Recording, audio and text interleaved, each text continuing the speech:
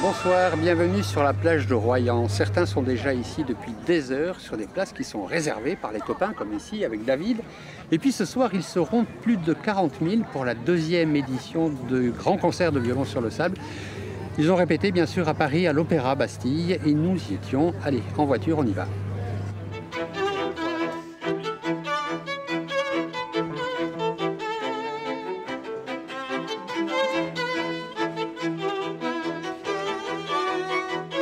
Un orchestre symphonique qui s'amuse autant avec les Beatles qu'avec Beethoven, c'est normal, c'est l'orchestre du violon sur le sable. Ce plaisir que nous avons à faire la musique, le partager avec le maximum de gens, et essayer de transmettre cet amour et cette joie qui est en nous, de faire ce répertoire, d'accompagner tous ces solistes, et voilà, de partager ça avec les gens dans le public. Et il n'y a pas besoin d'être un mélomane et d'avoir fait 15 ans d'études de musicologie pour apprécier ce genre de concert.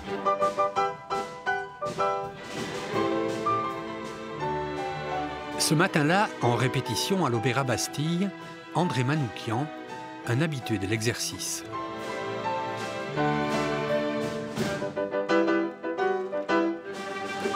Ils sont là pour rigoler, mais surtout c'est un pied incroyable de jouer avec cette armada qui joue comme un seul musicien, quoi. C'est ça la force d'un orchestre, c'est que quand ils sont soudés, quand ils ont l'habitude de jouer ensemble, et là c'est des virtuoses, quoi.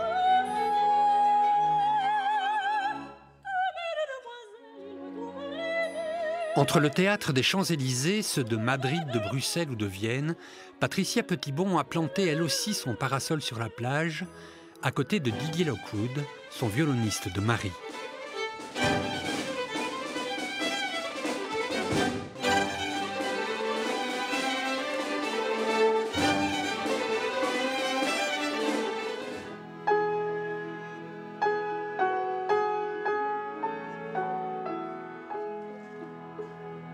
Et puis, il y a les petits nouveaux, comme Katia Bouniatishvili, reconnue dans le monde entier pour son style et son énergie volcanique. Le sable et le vent, même pas peur. Les endroits comme ça permet d'être plus en contact avec les gens, ils se sentent plus à l'aise, il n'y a pas du snobisme, il n'y a pas des choses maniérées que je déteste. Donc je pense que c'est une façon très authentique et naturelle de dire, voilà, on a envie de faire la musique avec la nature et avec vous, ensemble, tous ensemble.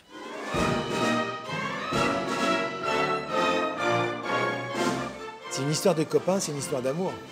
Ça commence, il y a un gars qui veut séduire une gonzesse et qui fait venir son copain violoniste sur une plage quand même. Pas banal, quoi. Et puis 30 ans plus tard, les musiciens sont 80 et les gonzesses, elles sont 40 000. Non, je veux dire, enfin le public est nombreux sur la plage. Alors je suis avec Philippe Tranchet, qui est le fondateur du festival. Philippe, bonsoir. Bonsoir. Alors bon, il y a la météo, il y a tout ça, on ne va pas en parler, mais il y a 30 ans, il y avait une poignée de personnes ici. Ils sont 40 000 maintenant tous les soirs. Une poignée, moins d'une poignée. Moins qu'une poignée, ils sont 40 000 ici tous les soirs. Ouais. Ils sont de plus en plus exigeants, il faut les surprendre à chaque année, c'est ça qui est compliqué. Moi, ce qui me surprend le plus, c'est qu'on arrive à les surprendre chaque année. Enfin, d'après ce qu'ils nous disent. Et moi, j'ai qu'une hantise, c'est que lorsqu'un concert se termine, de rejoindre le public, de croiser des gens et qu'on me dise « Ah, cette année, c'était un peu moins bien que l'année dernière ». Ça fait 30 ans que j'ai cette hantise-là. Et en fait, je suis toujours surprise qu'ils me disent « Ah, cette année, c'était super ». Et je leur dis « Mais pourquoi c'était pas bien l'année dernière ?» Mais c'est vraiment une grosse angoisse hein, pour tout créateur. Hein. En tout cas, ce soir, deuxième soirée du violon sur le sable avec Philippe Jarouski, le contre-ténor, et François-René Duchable, le pianiste. Quant à moi, je retourne m'asseoir parce que tout à l'heure, les places vont être chères.